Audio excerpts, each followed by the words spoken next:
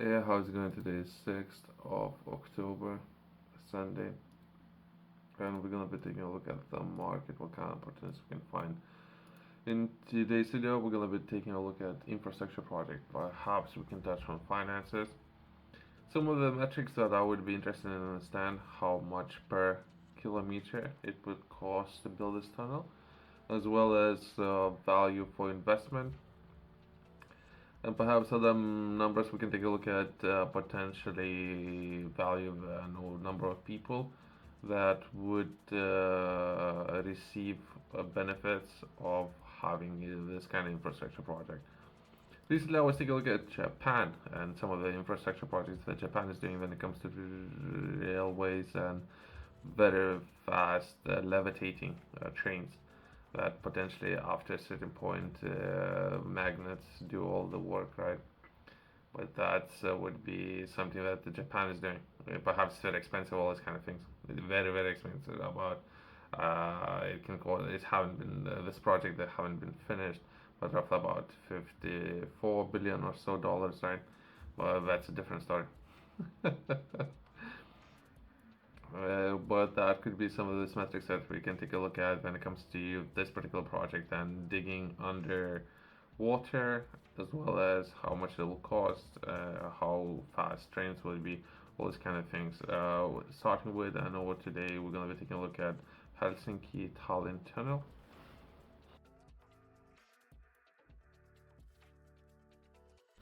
I'll be taking a look at information most likely will be accurate since there were a lot of sources, but every single source most likely will be looking as an investment, all those kind of things, right? We can take a look at what Wikipedia is showing. The Helsinki Tallinn Tunnel, also known as Finest, okay, is proposed undersea tunnel that will span the Gulf of Finland and connect Finnish the Estonia capitals by train.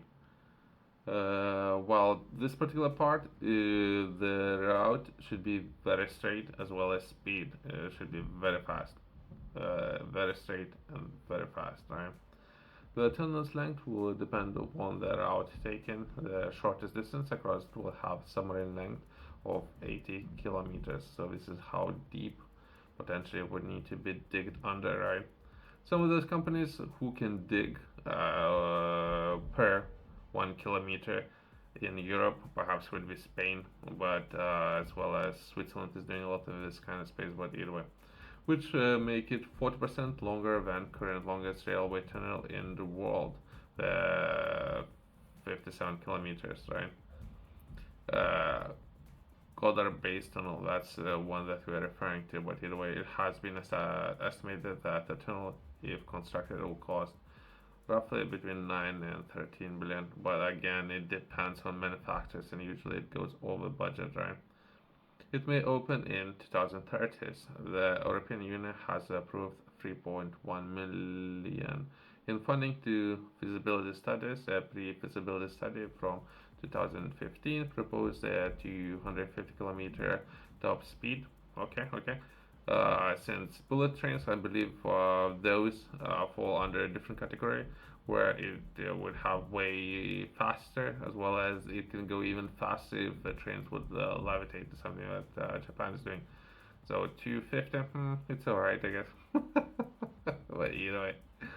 Well, in February 2024, Finnish Minister of Transport and Communications, let's keep names, told Estonia Daily Postmies, that's name of the potentially journal or something, right, or news channel, that the tool is unrealistic and not on the agenda of the government, with the project remaining on the hold unless further funding was approved by European Union. Okay, okay, okay. Well, it would, so anyway, we can take a look at financially how much value that could be offered compared to perhaps ferries and the current transport, right? The background, Helsinki and Tallinn are separated by the Gulf of Finland. The distance between the cities is about 60 kilometers. Travel between the capitals is currently mainly by ferry and or passenger boat. Travel time varies from 1 hour and 40 minutes. Fastest summer ferries opening from April to October, and 3.5 hours normal ferries opening year round. But most ferries now takes 2 hours. Some 8 million journeys made by ferries each year, include boat leisure and cruises and scheduled commuter services. Commuter services. Okay, okay. Overland travel between Helsinki and Tallinn requires 800 kilometers journey throughout Russia. There are also around 300 air trips done per year between the cities, right? Connectivity and business opportunities if any businesses would be looking to source talent, as well as the way how goods and services will be moved. I don't know if it's good, I don't know if it's bad, right? Let's start with that, as well as per 1 kilometer, how much it will potentially would cost, right? Potentially for every kilometer, it would roughly cost around 162 million or so. Right, right. And there are other projects in Denmark which are looking to connect with Germany, right? So maybe the same team from that project can do this project, perhaps at the cost, right? But anyway, but that's anyway that's approximately, and perhaps some of those companies might put together even better offer, right? But that's progress.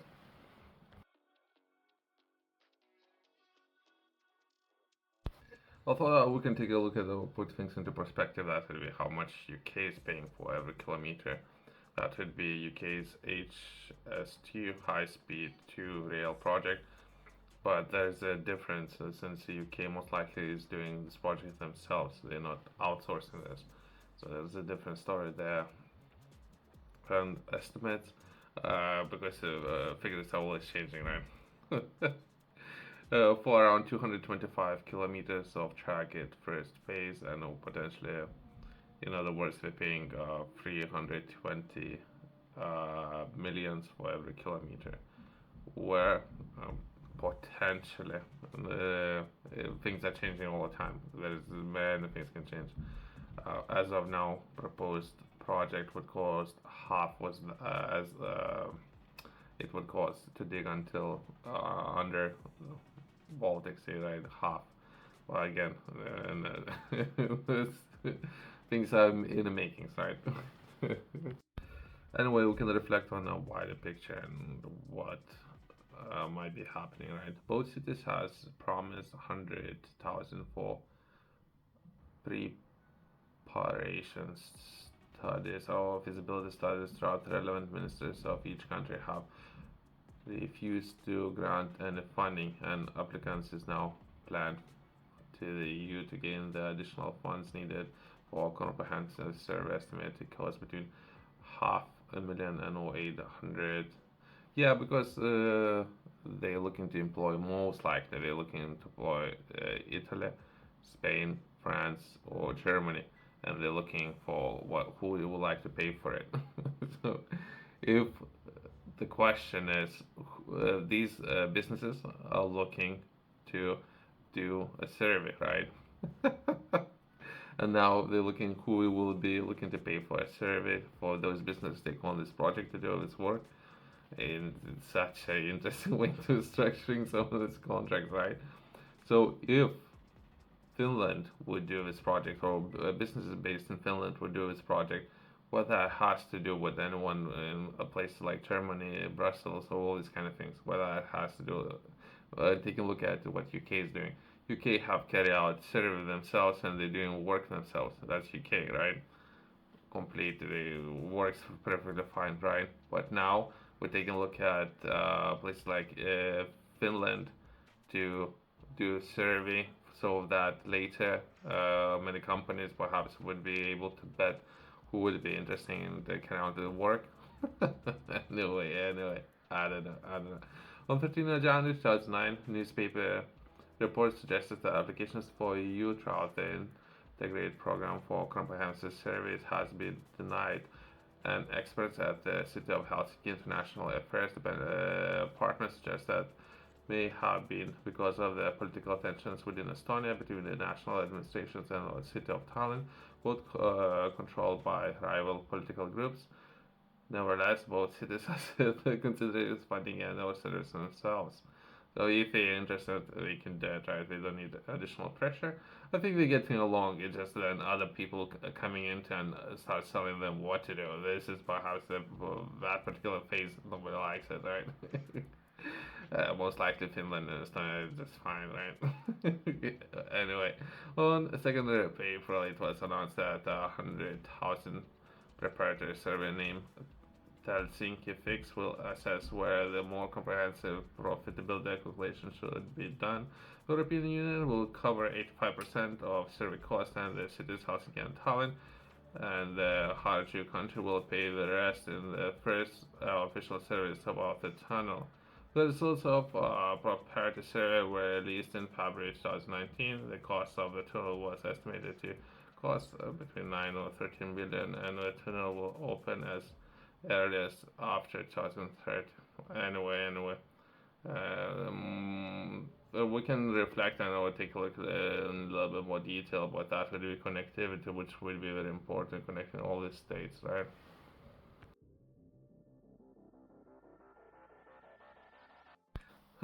Since it's Sunday, let's take a look at costs and benefits. At least what information will be published. I haven't read it. I'm not necessarily that I would agree with it. Connectivity would be important comparing to alternatives, but again, who would be carrying out all this work, all these kind of things, right?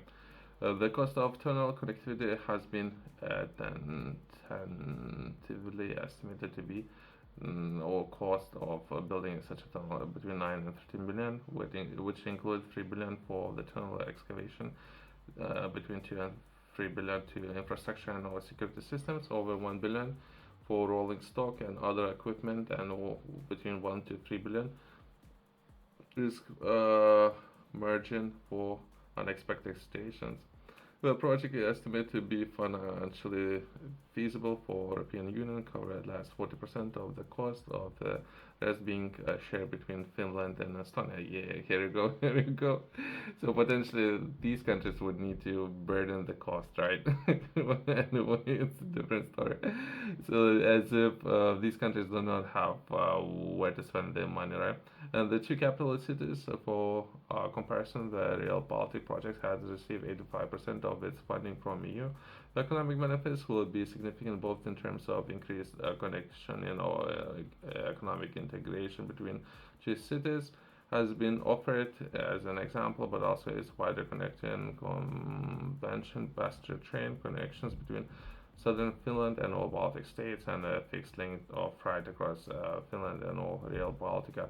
Those provide rail freight connections with the rest of Europe. An estimated of 12.5 million annual passengers would be used this tunnel. Well, again, there's a lot of things when it comes to defense and other measures that many countries in that region need to take into account, right, before investing into any projects, right? And who's gonna be carrying out those projects? There's many things there. But either way, investment from the tunnel was estimated to pay itself back in about 17 years, suggested that passenger prices were 50 euros one way and or 2,500 euros for unlimited annual ticket. I don't know. So potentially, those companies would, I don't know. Sometimes, I know some of those projects where France businesses would come in here in UK and build tunnels and those bridges, and those bridges would pay themselves within 15 or 10 years, right, depending on the price. So perhaps there might be some opportunities, but again, tensions and or geopolitics might be other areas of consideration.